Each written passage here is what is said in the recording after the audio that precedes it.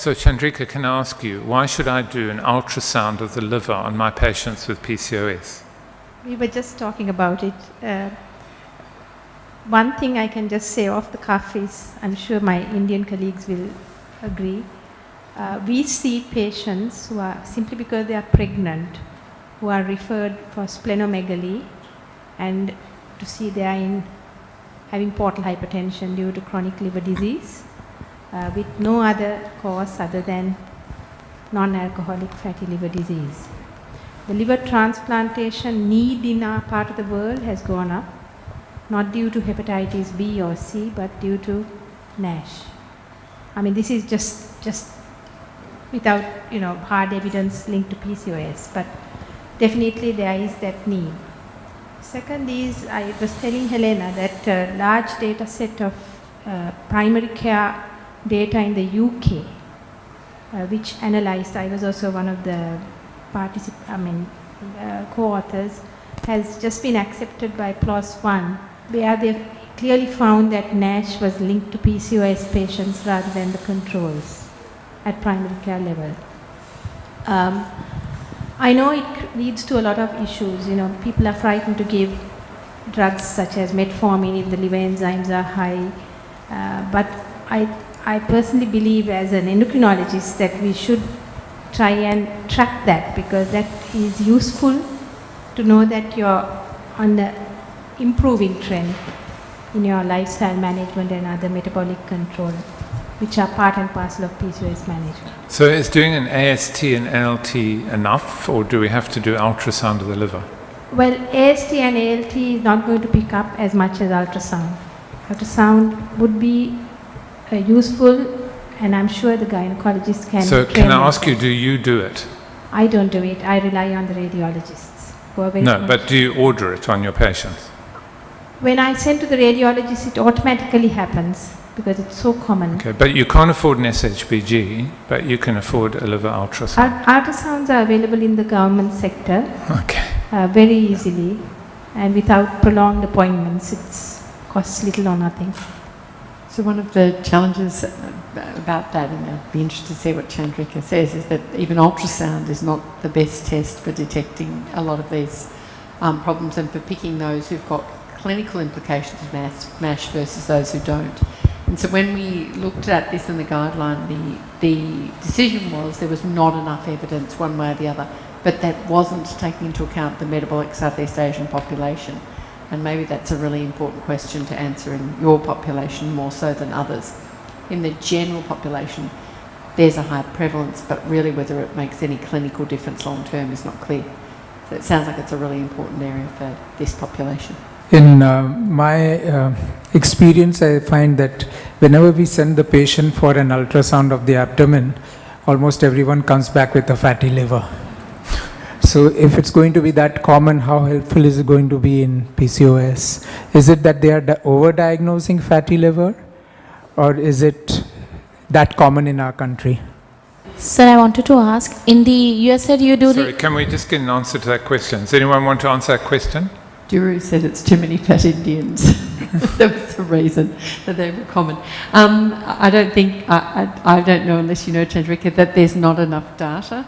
But what we were just talking about is if we're ever going to study it, we need to do it in your population. And the treatment for fatty liver is lifestyle change, is that correct? Okay, thanks. Sir, in the OGTT, the oral glucose tolerant test, we generally give 75 grams of glucose. Does it depend on the weight of the patient, or do we give it generalized 75 grams to everybody? So my understanding is that whether you're looking for diabetes or whatever, you have a standard dose of 75 grams. Is that right, physicians? Helena? Do you ever change the dose of glucose dependent on weight for GTT? No, we don't. But we definitely don't use the 100 milligrams. It's bad enough for the women to tolerate. Ma'am, actually, I'd like to add it. Some of the patients whose weight is very less, let's say 40 or 45, the thin lane PCOS one. Once we give them 75, sometimes the sugar comes raised, but we have started giving them according to the weight. In that case, values comes very differently. So I had this doubt whether it depends. There has been a lot of research done around, and in fact Chandrika will know this better than I do, around the dose, and there really isn't evidence that if you're lean or you're not lean, because what you're actually looking for is the response to the dose. So if you've got someone who's very insulin resistant when they're lean, you need to know that.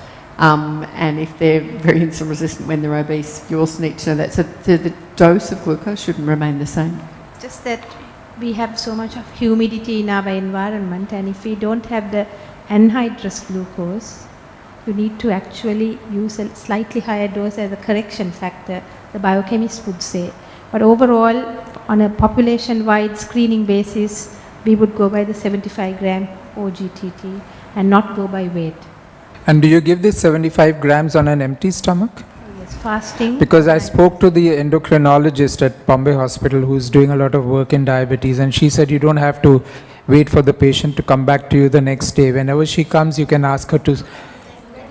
That is, Pardon me? No, not in pregnancy. Patient coming at any time for polycystic ovaries.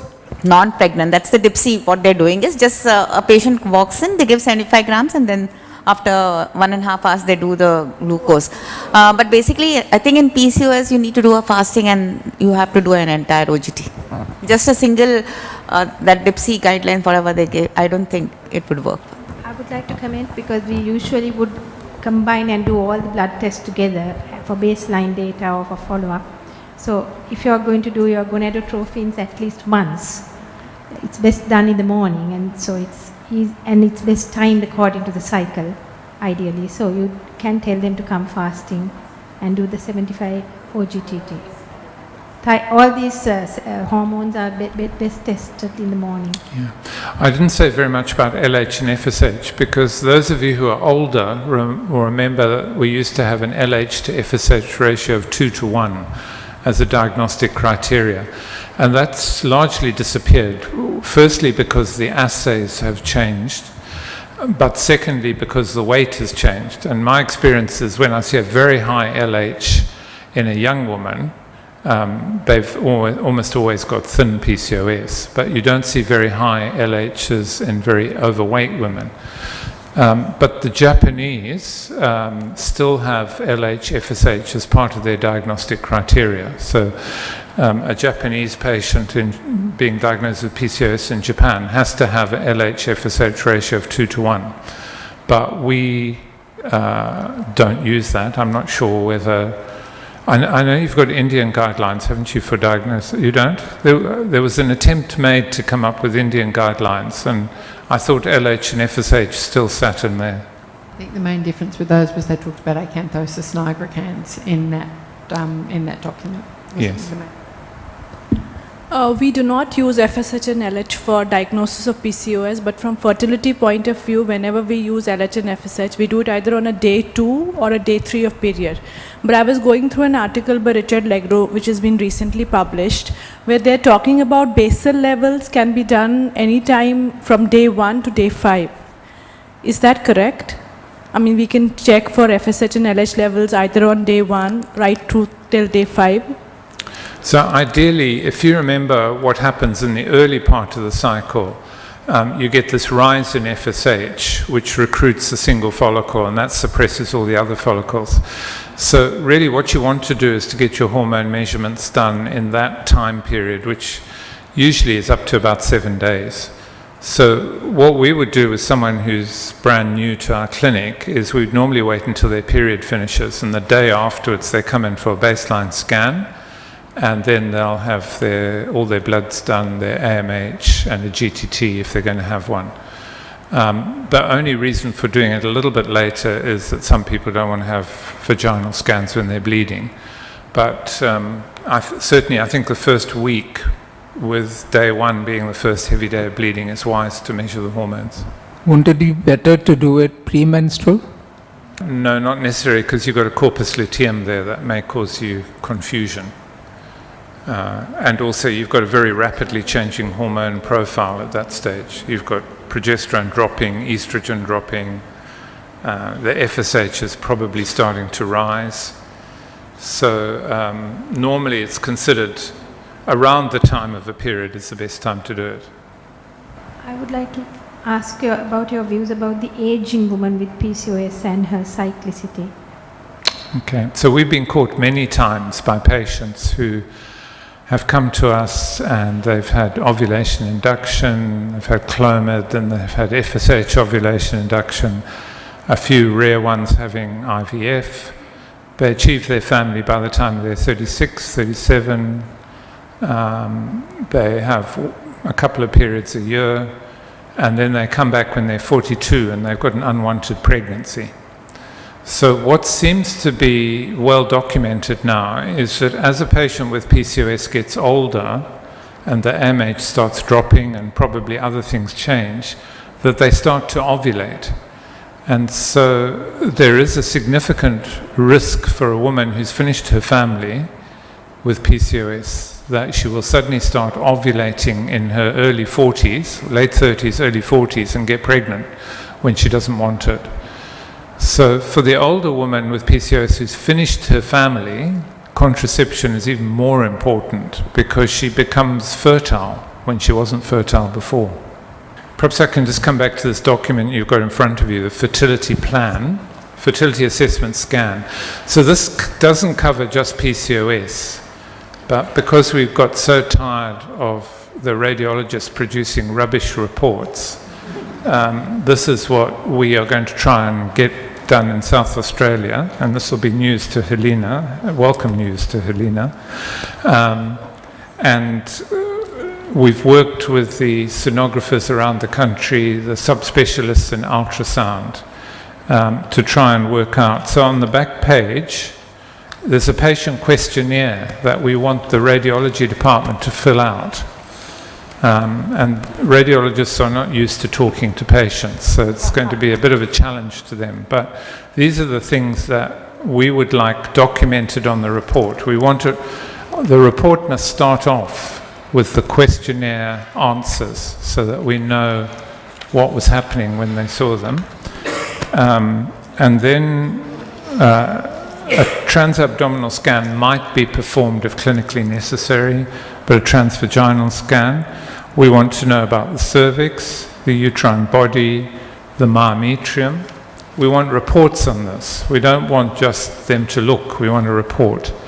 For those of us who work in infertility, we want to know about adenomyosis. We want a report on whether they found anything that might suggest adenomyosis.